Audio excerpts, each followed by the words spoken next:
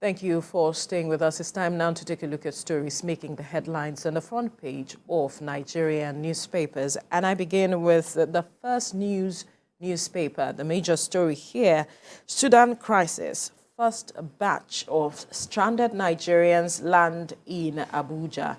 Sudan crisis, first batch of stranded Nigerians land in Abuja. And some riders here says evacuated by NAF plane. Air Peace also brought in some persons, as is being expected to bring in some persons later today. And we move now to the front page of the Vanguard. NLC TUC kick as Senate OK's federal government's 22.7 trillion naira Ways and Means. NLC TUC kick as Senate OK's federal government's 22.7 trillion naira Ways and Means. And to the front page of the Punch newspaper, 26 days to go. Outrage as Senate approves Buhari's 22.7 trillion naira extra budgetary spending. Punch newspaper, 26 days to go. Outrage as Senate approves Buhari's 22.7 trillion naira extra budgetary spending. All the details on the front page of the Punch newspaper. To the Guardian newspaper now. Nigeria to spend next 40 years repaying controversial 23.72 trillion naira CBN overdrafts to federal government. Nigeria to spend next 40 years repaying controversial 23.72 trillion naira CBN overdrafts to federal government. All the details on the front page of the Guardian newspaper. Now to the front page of the Voice of Liberty. President Buhari unveils new National Development Plan 2050. President Buhari unveils new National Development Plan 2050. You find all the details on the front page of the Voice of Liberty. To the Nigerian News Direct, 26 days to hand over. Buhari unveils Agenda 2050, eyes 165 million jobs. Some riders here targets increase of per capita income to $328 per annum, aims at placing Nigeria amongst world's top economies by 2050. All the details on the front page of the Nigerian News Direct. And on the front page of the Daily Sun, I won't marginalize any part of Nigeria. Tinubu, I won't marginalize any part of Nigeria. He made this statement in Port Harcourt, where he went to commission some projects in the state. You find all the details on the front page of the Daily Sun. And to the front page of the Daily Independent, my government won't marginalize any region, Tinubu assures. My government won't marginalize any region, Tinubu assures. You find all the details on the front page of the Daily Independent. Kemi. And that visit of the president-elect is also being reflected in some of the papers I have with me, looking at Daily Sun, where the president-elect Bola Tinubu told Nigerians, I will not marginalize any part of Nigeria.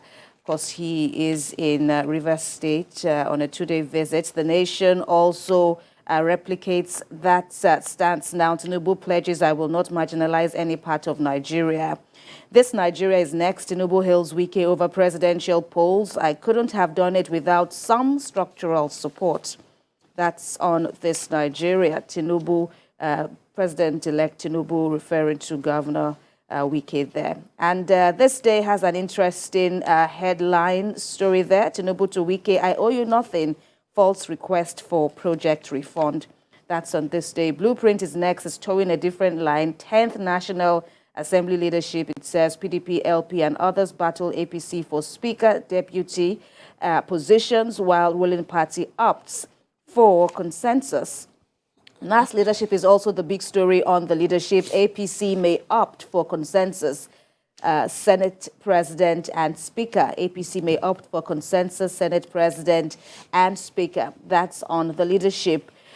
Daily Trust is what I have next. Speakership position. Opposition intensifies plots to upstage. APC says we are more than prepared. It's a fruitless move, says the chief whip. and the task force forum says will abide by ruling party's decision.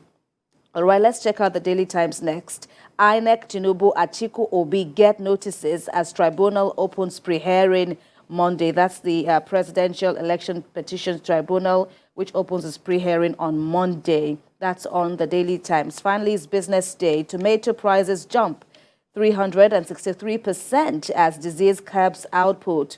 And analysts say expose FG's failure to tackle food security threats. All right, let's look at this story on the front page of the First News newspaper, talking about the evacuees after so many days of back and forth, moving them to the Egyptian border where they stayed for a number of days. Nigeria was eventually able to evacuate some persons, about 364 Nigerians, including women, children, and men, arrived yesterday night at about 11:15 p.m., as it is being reported, aboard the NAF jet landed in the Nnamdi Azikiwe airport yesterday. And they were received by some members of family and some government officials at the airport. You could see that there was relief on the faces of those that were brought in yesterday. And listening to the report, we just excerpt of some persons that spoke earlier while we're reading the news update. A particular woman who spoke was saying that the government, well, did all they could to bring them, looking at the attendance situation on the ground. And so she commended the government for their effort. And it has been reported that the Atiku Foundation, I'm talking about Dangote. Yeah. Aliko Dangote Foundation gave them some monies, about 100,000 naira, and some other pack were given to them yesterday. Sam. Yes, it's a good thing that they've started arriving. Right. War is not it's no joke.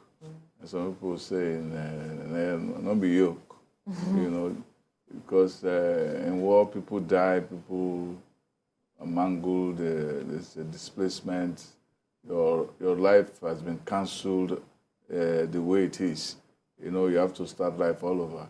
It's even worse when you are a foreigner coming from somewhere else, and you have to go home, and you don't have legitimacy in that land, and then you just want to make sure that your life, if you don't have legitimacy in that land, at least you should have legitimacy with your life. Yeah. And so that's what they did. So for them to have come back is a good thing. They say Shakespeare says all is well that ends well. Well, they are home. Well, we can't say it's ended another yet. chapter. Yeah. Well, that's well. It's another chapter. They're alive. Well. Yeah. Right, they have their life. When you have your life, there's hope. There's hope. Yeah. Sure. What has happened is a disruption. Yeah. We have to commend the Dangote Foundation for giving them 100,000 naira. And we don't know what the federal government has given them beyond the what they call it, the health packs. Yes. I think they need more food packs than health packs. You know, we don't know that they have any health problems yet. I think what they need more is free medical check. Yes, but I think that's standard. Packs. Yeah? I think the free checks, because they're going to go through routine, that should be standard. The routine screenings and all that to check their health. It's definitely have they have gone that? through. Have they done that? There was a routine check at the airport. No, that's not but the it's kind beyond of check the I'm deeper talking one, about. the more intensive. You have to find out whether they're okay. Absolutely. You know, some of them might have eaten trauma. Not only trauma is one part of it. Some of them have eaten what they're not supposed to eat in the just state to of war, just to alive. survive. Right. I remember somebody was running for his safety during the Nazi invasion of Europe, and they wanted to dodge them. He hid in one hospital and discovered that he saw water. He doesn't know what the water was made of because they used it was not clean water. Absolutely. It was water that was used with all kinds of chemicals. Maybe it's a waste of water from injection or from drugs and so on. But that was the only water I had. And they drank it with relish. Right. right. Because that's the only thing they can get now. Yeah. Now, people can eat all kinds of things, all kinds of vegetables, all kinds of stuff. And you need to be sure that they have not caught something. They have not caught something. And the state of war is Especially not for the easy. children, The because we children, saw some exactly. children there. The matter of trauma too is something that has to be looked into because Yes, you have to have another. They have to, some of the students who have to think of what am I going to do with my education. How do they continue Those their who have education? businesses, what am I going to do now? I have this. I have my wife. I have my children. Or I have my husband. I have my children. Well, what am I going to do? I've come back to Nigeria. I ran away from Nigeria because of this. Now I'm back. I think the woman said she was in Sudan for 18 years. You imagine that. So you can only it's imagine home. how to start. You have to start all afresh. over again. How the kind of challenge it is looking at the economic situation in the country. But from your point of view, Kemi, The future is yeah. well, on the face of it, uncertain, but we cannot overstate the fact that they are alive, and you could see the absolute joy and relief on their faces to be reunited with their loved ones, especially when you look at the fact that most of them left the country for diverse reasons, education topmost. Of course, many just went to resettle there, and to think that Sudan is now what it is today is really sad. Like the Minister of Humanitarian Affairs said, it's really one thing that one should pray for, this thing of peace, this concept called peace is something we all take for granted. And when you're on the flip side of things, you can just imagine how very much grateful you should be to be alive. And we can only hope that the situation in Sudan gets better, because there are still far more Nigerians who are there, and it could flip. There is a ceasefire. There is said to be a ceasefire, but apparently fighting continues. Ongoing, There's still shots and reports of shooting and all that. So we just hope that the remaining Nigerians who are desirous to return, we hear that there are about 5,000 or so, and 2,005, there's an arrangement for 2,005 plus Nigerians to return home. We hope that they do get back safely. We also hear that a telecoms company also provided them free recharge card of 25,000 naira and free data as well, in addition to the dignity or health pack that they received. We hope that much more support will get to them in due course, so they can start afresh. Well, meaning Nigerians can begin to show some support, because the government actually cannot do this alone. We should also look at how we can resettle them, because this was also a matter when we had the Ukraine crisis, I meant to say, where some Nigerians returned and they were looking to continue their studies, because there were those who were writing exams at the time. There were those who were at a point of rounding up their programs. And they were asking government if they could just bring them in, incorporate them into the educational system and continue their classes, whatever it is. But that didn't seem to go on smoothly. But I believe that at this point, like we have been speaking on set, we should begin to have templates for addressing matters like this. Yes, we need to have that. But I think people should know now that if you flip the situation, you find we understand the value of democracy, no matter how imperfect. Yes, so those people who are talking about military rule, they probably were not born when soldiers were hounding people like us in the country. I was in the country practicing as journalist. I remember during the June 12 crisis. You're still practicing. I know, I'm under talking a of different under a different circumstance. When I was bureau chief of Concord newspapers, I had to leave early in the morning, as far as 4 o'clock, to escape 2 vehicles that had been monitoring and following me all around Abuja for the past 1 week. And I didn't know until somebody drew my attention to it. Olu Akerele, who was Abiola's right hand man, said, Sam, don't you know that one Jetta and 1505, they have been following you all around? I said, I didn't know. So anytime I entered my car, I will look back, I will see a Jetta. And God knows. And I just moved into Abuja. I had not even gotten accommodation. At that time, I was living with a friend, and then went to a nights out at the Hilton. They called it Nikon Noga Hilton that time. And then when we were coming back home, I saw one of them, the cars following us. And I didn't say anything because I didn't want to traumatize my host. But some women can be very observant as well. Just turning into the premises, the car just drove past, and the wife of there said, "This car has been following us since." Can you imagine? I said, "Really?" I didn't want. I didn't And that want was to the one you summon- could say. God Yeah, knows yeah. what But else all they would I have did, done. what I did was that I secretly planned that in that time they wouldn't have fuel, and I had some people to get a keg of what they call it fuel. I put one in my boot. I filled the car. At 4 a.m. in the morning, I told them I was going to Lagos. So by the time I left, the Abuja people with their vehicles, with their cars, so they are probably not woken up. So I fled to Lagos Safely. That was what happened. So both those of them are talking about, hey, we want soldiers, we want soldiers. You do not know the meaning of soldiers. The cost it comes You don't know with. the cost of soldiers. I sought asylum in the U.S. because of that problem. Wow. Yes. So people should know that, you should know, those people who have come here, when we look at them and they are suffering, we should pray that Nigerians are not put in that situation and they have to go somewhere else because of dislocations in the country.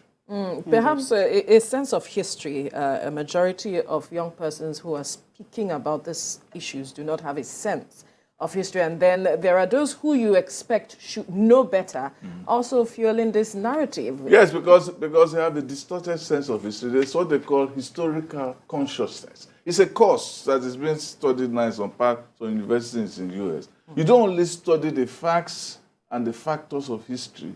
You study what was going on in the minds of the people. What sense of their past did those people have at that time? So what sense of our past do we have at this time? Do we have historical consciousness? We don't have historical consciousness. If you don't have historical consciousness, you're going to act as though you came out from the blues. You don't know, you don't have a past. You don't have something to learn from. You don't have a father, you don't have a mother.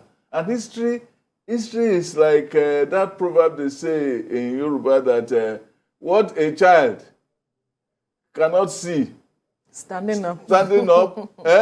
Another we see. The elder is history. Absolutely, Yes. absolutely. And that's why nations still draw lessons from the Rwandan example, because as in other climes now, people, depending on where you stand, history is distorted, like you said. But, if you just look at it from a mature point of view, that there is really no victor, no vanquished, and let everyone just push towards, the national healing and reconciliation. Perhaps we'll get, even here in the reality of the Biafran War, we've seen the horrendous stories that people have told about, being on the other side of the war. But then people are still kind of drumming again, calling for army intervention. Some even going as far as saying, okay, let's just split or let's just go into war. All these are uncalled for and, really are not helping us achieve this national ideal of peace and healing in the country. I hope that we learn our lessons and we can begin to look at how we come together as a country and move on with developments.